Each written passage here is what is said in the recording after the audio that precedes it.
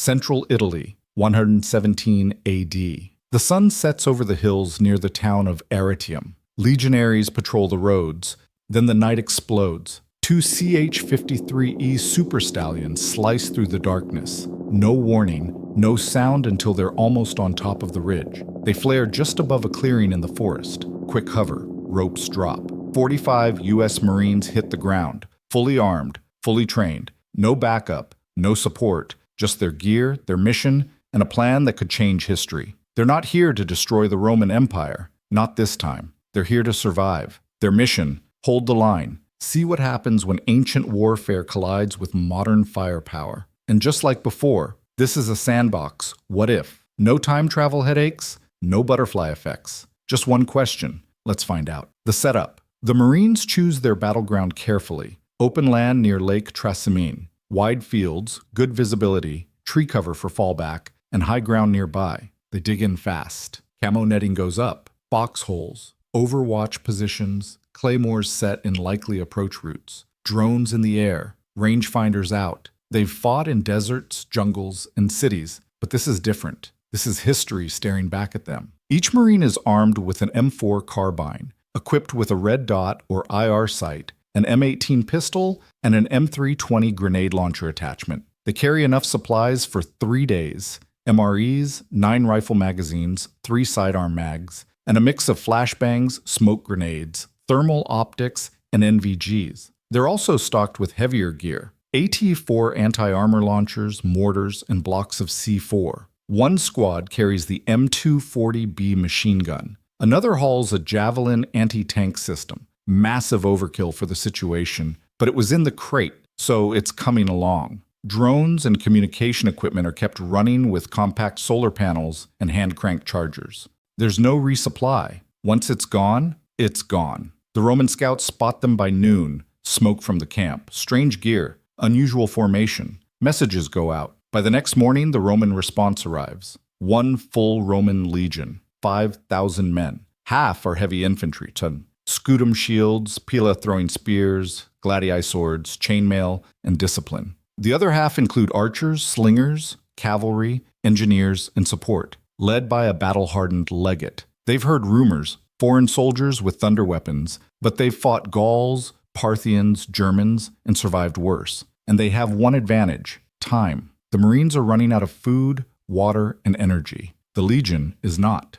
The first engagement. The Romans approach in formation, using testudo shield walls. Steady, controlled. The Marines let them come. At 400 meters, the first warning shots go out. Semi-auto bursts, not full auto. Controlled fire. The Romans freeze. Some shields shatter. Others fall back. Confusion ripples through the lines. A few brave centurions shout commands. The formation reassembles. Then come the grenades. M320s launch high arcs. Explosions tear gaps into the front ranks. Smoke grenades blind their archers. Thermal optics spot movement through the haze. Then the M240 opens up. The 7.62mm belt-fed gun rips across the field. Dozens drop. The Roman line crumbles temporarily, but they don't flee. Instead, they adapt. They fan out, send cavalry around the flanks, use terrain, send runners to the forest. The Romans are no fools. They've mastered war for generations. They begin probing for weaknesses.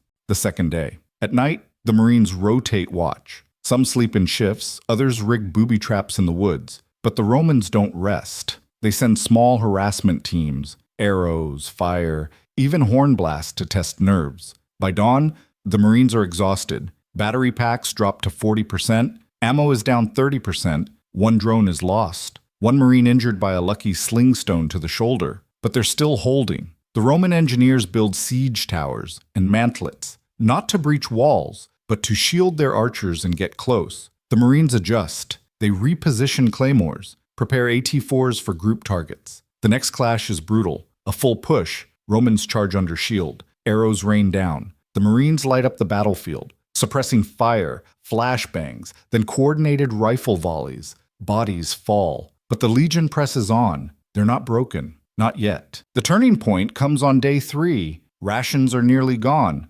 Water's low. A fire destroyed a corner of the supply stash. The drones only fly in short bursts. The Marines are digging deeper now, relying on skill, not tech. The Romans have learned. They send decoys, fake retreats, and even night raids. One squad gets separated. Close call. 2 Marines almost captured, saved only by a last-minute ambush using night vision and silenced pistols. By the 4th day, it becomes clear. The Marines can't win by holding ground, not forever. They switch tactics, no more fixed defense. They go mobile, fall back into the trees, set ambushes, move every few hours, turn the field into a maze of confusion. It's modern guerrilla warfare against the most organized army of the ancient world. The Romans are disciplined, but they're used to enemies that break and run, not ones that vanish, then strike from the shadows with thunder. The final move. Day 6. The Marines are down to their last magazines. Food gone. Half the gear is stripped for weight. But the Legion has taken 1,500 casualties.